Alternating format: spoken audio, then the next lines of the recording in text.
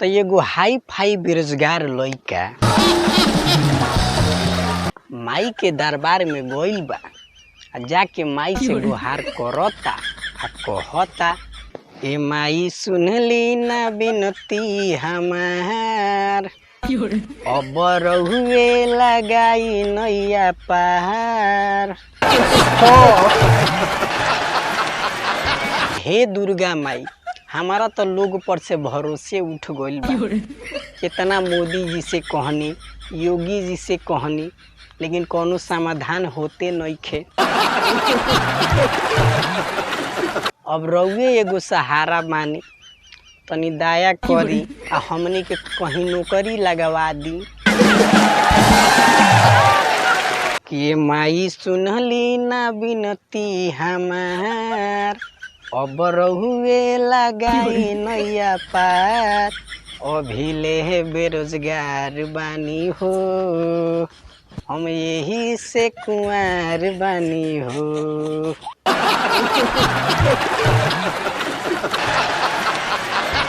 हे दुर्गा माई, हम बेरोजगार बानी, यही से कुंवार बानी। हमनी से तो केहू बियाह करे के राजिए नइखे होत।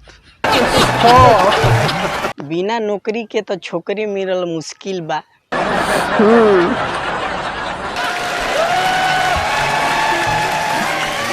अब रउए दया करी, कहीं नौकरी लगवा दी कि हमनियों के बियाहवा हो जाओ। आगे हमनी के समस्या सुनी। हे दुर्गा माई, सब केहू खोजे सारे कहरी दामाद हो। अब रउए बताई ये माई, सब केहू सरकारी दामाद खोजता, प्राइवेट तक केहू के पसंदे नइखे पड़त। अगर सब केहू के सरकारी चाही तो हमनी के कहाँ चार डलाई।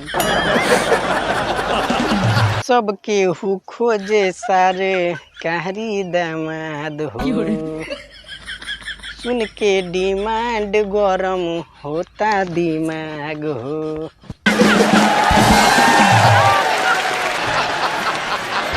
लोग तो खाली सरकारी दामाद के डिमांड करता, हमनी के कोनो मांगे नइखे। हमनी के देहिया में का घून पड़ल बा। लोग कहता कि हमनी के बेरोजगार बानी जा। 4 गो भैंस, 4 गो पाड़ा, 10 गो बकरी रोजो चरावता नहीं, हम बेरोजगार बानी। तो इहे बतिया सोची बथेला कपार, अभिले बेरोजगार बानी हो, हम यही से कुंवार बानी हो।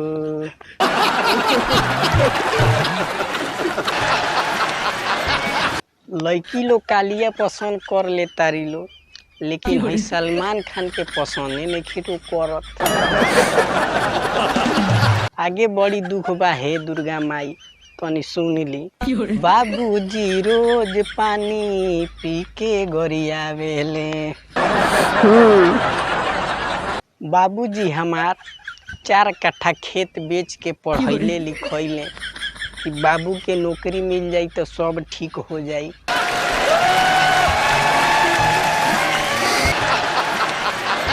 लेकिन नौकरी नइखे मिलत, यही से रोज सुबह ही उठ के उना बढ़िया बढ़िया भजन सुनावता रे कि सुन के मुंड फरेसे हो जाता।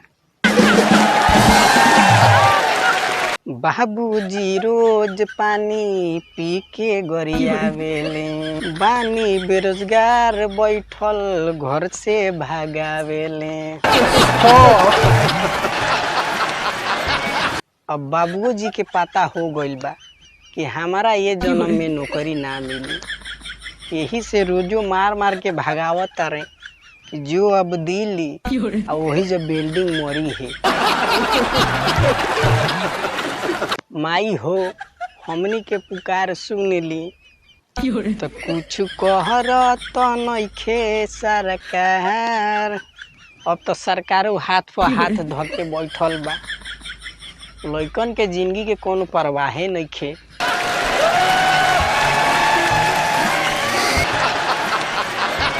कुछ कहर तो नइखे सरकार, अभी ले बेरोजगार बानी हो, हम यही से कुंवार बानी हो। अब रउए एगो सहारा बानी हे दुर्गा माई, तनी अपन आँख खोली आ बेटवा के कहीं नौकरी लगवा दी तबे छोकरी भेटाई।